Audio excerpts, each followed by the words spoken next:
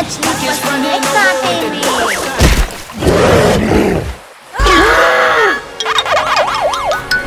अरे नहीं, siren head गुस्से में तुम दोनों का पीछा कर रहा है।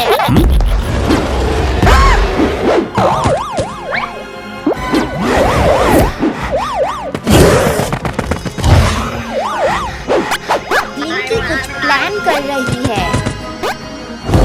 क्या तुम दोनों बच के भाग सकते हो? साइरन हेड उन्हें हर जगह ढूंढ रहा है।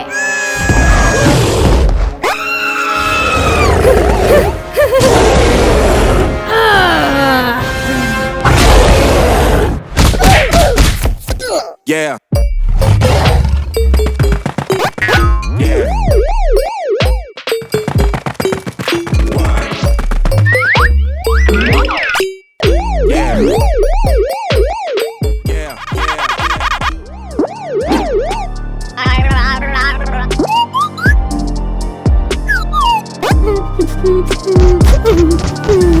पैकमैन के पास एक विचार है।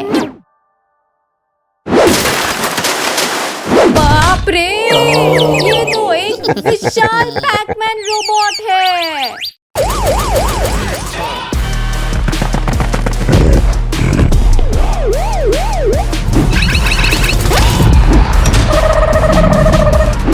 आपको क्या लगता है कौन जीतेगा? साइरन हेड या पैकमैन रोबोट?